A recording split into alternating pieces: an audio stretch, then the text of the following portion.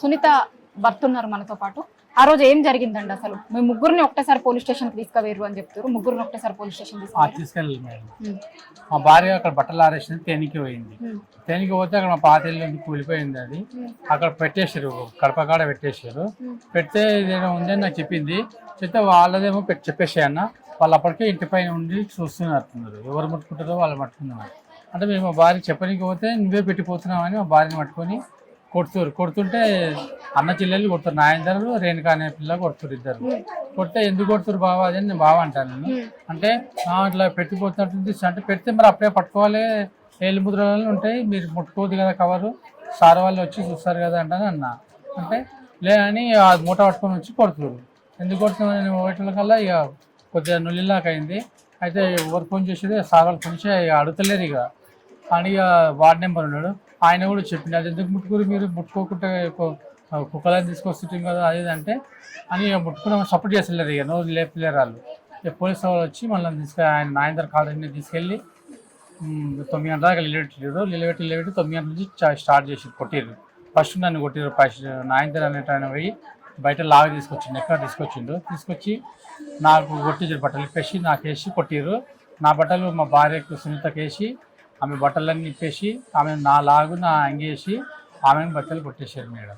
కొట్టేస్తే ఆమె కూడా అదే చెప్పింది, నేను ఇట్లా పోతుంటే మీకే ఇలా చెప్పామని వస్తే మీరే మాకు కొడుతున్నారు, మీరే పెట్టినట్టు మరి పెట్టి అలాగా మీ అక్క పెట్టింది వదిలేట్టు మా మీద దొరుకుతారు, మీరే కొట్టుకొని అని మా భార్య అన్నది. అంటే లేదు అది అని మా భార్యకి నా బట్టలన్నీ ఇప్పేసి ఆమెను కొట్టితే ఆమె కూడా నిజమే చెప్పింది, ఇట్లా చేయలేమని.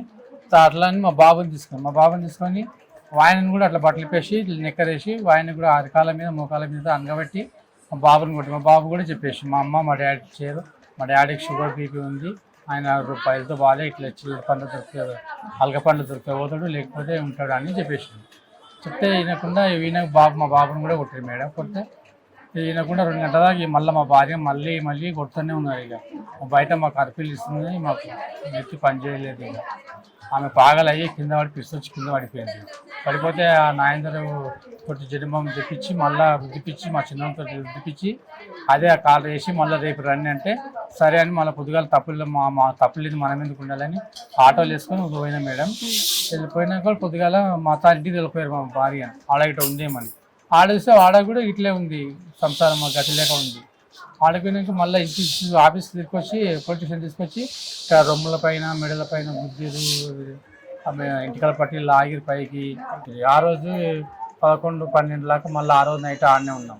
నైట్ 12 మళ్ళీ తెల్లారు కూడా పొద్దుగాల ఎన్నింటికి వేరు మీరు? పొద్దుగాల 11 గంటల 11:30 పోయినాం మేడం. పొద్దుగాల 10-11 రాత్రి 12 మళ్ళీ ఉంచుకున్నారు. అంతా ఎంక్వైరీ చేసుకున్నారు, ఏ పని చేస్తుంది అంటే అంతా నిజమే చెప్పారు.